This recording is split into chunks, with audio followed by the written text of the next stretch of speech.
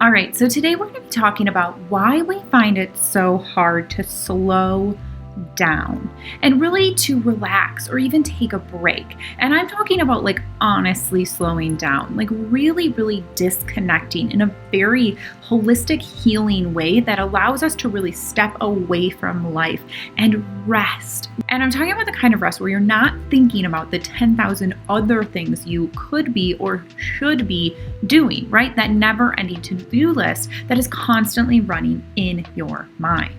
Now, most of us have been bred in a hustle culture, right? We all see it, it's everywhere. Everyone is kind of ingrained in this hustle mentality. And from what I can see, the pace of life seems to just be getting faster and faster and faster. There's really no slowing down, it just keeps picking up. We're really embodying this hustle energy, and that's causing the pace of our life to get faster and faster and faster, right? And we really feel that, we internalize that energy.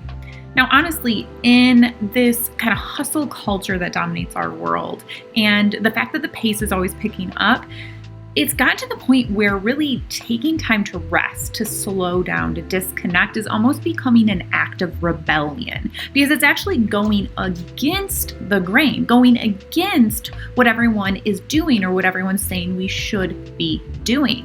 So slowing down is actually becoming an act of rebellion. Now, it's not just hard to relax because of that never-ending to-do list in your mind, and even not because of the hustle culture we're bred in or even the pace of life, but there's more to this. And the reason it's so hard for us to slow down is because we layer guilt on top of it. So what happens is that even when you're taking time off, you layer guilt on top of that time off. You get stuck in this guilt cycle where you actually feel bad, you feel guilt, you feel shame about slowing down, about stepping away, right? Because there's all those things you could be, should be doing, that you get stuck in this guilt cycle. And what that does is it prevents you from actually disconnecting. It prevents you from actually slowing down, actually resting, actually recovering, actually healing, and actually just enjoying your time away. So you layer on this guilt and you get stuck in this cycle of guilt that actually prevents you from enjoying your time away and actually prevents you from truly being able to slow down on a deep level. Now, unfortunately, I think we're taught this from a really young age. So children from kindergarten on, probably even preschool, kids are rewarded for perfect attendance. Now, you guys probably remember this, right? I remember there being a chart on my wall in kindergarten. And if you were there, you'd get a gold star, right? But if you missed a day, even if you were sick, if you missed a day, you wouldn't get a star. And then oftentimes at the end of the semester or the year, those with perfect attendance got something. They got a reward, they got a gift. So you were rewarded from such a young age for being perfect, for showing up 100% of the time with a gold star, whatever it was, right? So the kids that missed, whether it's because of a sick day or maybe even because they went on vacation with their family, right? The kids that didn't have perfect attendance did not get rewarded. They did not get that gift or whatever it was at the end of the year, right? Now, this same mentality that you were taught at a really young age, it pours over into adulthood.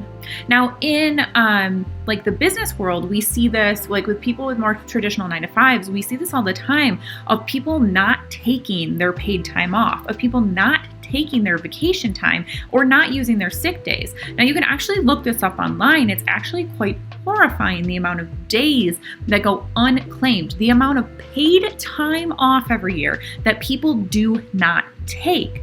So this is time that you are allotted in your job to go on vacation, to take just even a leave of absence, a mental health day, whatever it may be, right? And people don't take it because it was ingrained in us from such a young age that perfect attendance is rewarded, right? And then you layer on the guilt, the shame of our hustle culture, of this always needing to be doing something, always needing to be proving ourselves, always needing to be busy. And people aren't taking time to rest. They feel guilty. They feel like they can't actually step away. So there's all this paid time off that doesn't get used. Now, I find that as an entrepreneur, this can be even harder, right? Because when there's always something that could be done, it's really hard to step away, right? So, I mean, at least with a 9 to 5, you kind of have that structure of time. Now, I structure my day as far as the things I'm going to get done, but even if I get my to-do list done, especially if I get it done early, there is this feeling inside of me, right? Of like, well, I could just take the rest of the day off and rest or go do something fun. But I feel this guilt. I feel this shame of like, well, I could start on tomorrow's to-do list. There's always something that could be done. So it's hard to ever fully step away. Now, if you're an entrepreneur that works like hourly, that bills hourly, this can be even more difficult, right? Because when the amount of time you work is actually tied to the amount of money you make, it can feel impossible to step away. Of course, you're going to feel guilty slowing down and taking time off, because that means you're not making money in that time off. Now, I even feel this with my business, with like, even with like the courses and the workbooks, things I'm making. There's this feeling inside of me of like, well, if I finish it faster, if I get it out sooner, that means it can get into people's hands faster. That means I can make more money faster, right? So I have this like hurry feeling inside of me, so that when I do have extra time, or when I do schedule in time to slow down or take a day off, I feel this guilt. I feel this shame. I feel this kind of energy inside of me, this anxiety that makes it so hard for me to truly slow down, to truly step away. Now, I think we also have an addiction to being busy. Now, part of that can be the actual like dopamine hit. Like just like you get addicted to a drug, you can get addicted to the energy of always feeling like you need to be busy. Some of that stems from actually anxiety. We can actually get addicted to the hit that we get from anxiety. So if you feel like you always need to be busy, you feel like you always have to be doing something, and you're always kind of this anxious energy to you, it can actually be addictive. And when you actually don't have that feeling of busyness or have that feeling of anxiety, you can actually like crave it and seek it out. Now, I think we also are addicted to busyness almost from like a fear place or maybe a worthiness place. Now, some of this might come from toxic work environments where your boss is always watching you, and that just breeds fear, right? So you feel like you always need to look busy, even if you're not being productive. And this comes from our school years too, right? The teachers are always watching. So you have to appear like you're doing stuff, right? You've got to pretend like you're writing that essay, even if you're not really doing it. We always have these figureheads watching over us, making sure we're staying busy. So even when you don't have someone looking over your shoulder, it's almost like you craft that mentally. I do that in my own life. I will be alone in my house working, and I still feel that like energy or presence of someone looking over my shoulder or feeling like I need to be busy or I need to hurry up. Now, also, I think there's a layer too of a lot of people connect their worthiness to their work, meaning that you only feel worthy when you are working. You're only worthy when you're working hard. Now, a lot of that's from culture of like how those who work hard get the payout, right? Or even just, I think we have this like sense of pride of hard working, like in our culture, right? There's this like hard workers, have this sense of pride, right? So working hard becomes a part of what makes you worthy for the things in your life, right? Or just maybe even makes you worthy as a human. So we attach our worthiness to our work. So all of a sudden, when you take a step away from that work, your worthiness all of a sudden is treading water, right? You feel unworthy because you're no longer working. You're no longer busy. So recently, my husband and I were actually talking about this, how we're actually feeling a lot of this energy at home. So when COVID hit, I was working from home already, but my husband then all of a sudden came into working in our home as well. So we're both at home working with each other. Now, for the most part, we are kind of like just shifting around, working in different spaces in the home. So we don't have like two separate offices that we can shut the door to. So we realized that both of us were really feeling this kind of need to like look busy because the other one was present. It's interesting because this isn't something I have felt too much. Like I said, I kind of had that like internal of like, let's go, you need to be busy, you need to be working. But all of a sudden, when there was a physical presence, it became a lot more powerful of like, I needed to look busy because my husband's here, right? Or he felt like he needed to look busy because I was there, or like I was working, so he needed to look busy, right? And we realized this was so ridiculous because neither of us are watching the other one, right? We're not the boss that's like instilling fear in the workers to like motivate them, which doesn't work, but that is neither here nor there. But we realized like this is so ridiculous, but we were both feeling it, right? We both felt this sense of pressure, this anxiety to look busy, to appear busy, or even to like find ridiculous things to do so it looked like we were being productive. We are addicted to this productivity, busy kind of mentality. So we have such a hard time stepping away from it. So this is great for us because we really have awareness around this now that we don't need to feel bad about just resting or taking a break or taking a day off. Even if the other person's being productive, that's totally fine. That has nothing to do with each other, right? I really challenge you today to really check in with yourself. How often are you really taking a break? How often are you slowing down? How often are you honestly disconnecting? And then I want you to ask yourself some questions the next time you do choose to slow down or the next time you choose to disconnect, okay? So the next time you kind of take a day off, I want you to ask yourself, am I really off? Am I really turned off? Am I really disconnected? Am I really fully, honestly, 100% relaxing? Or am I just still tuned in to that never-ending to-do list that's running in the background of my mind? So am I turned off or am I still tuned into that to-do list? And then where do you feel that guilt or shame of stepping away, right? So where do you feel guilt? Where do you feel shame about stepping away? Really look into that because it might be interesting. Honestly, I think a lot of the guilt and shame we feel, we don't even realize, right? It just kind of happens. Like I said, it was instilled in us at such a young age. So sometimes you feel this guilt, you feel this shame, and you don't even realize that you're feeling it. So, but when you really tune in, ask yourself, do I feel guilty right now because I'm stepping away? Do I feel shame? Do I feel like I should be or could be doing something else?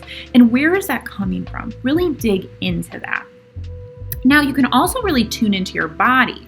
Because a lot of times when we aren't aware, like mentally, of the guilt and shame we're feeling, we can feel it in our body. Probably everyone knows when you feel anxious, when you feel stressed, right? We a lot of times feel it in different places in our body, in our chest, in our neck, in our head, right? So check in with your body the next time you actually take time off. And I want you to ask yourself a couple questions. So ask yourself, where do you still feel anxious or tense?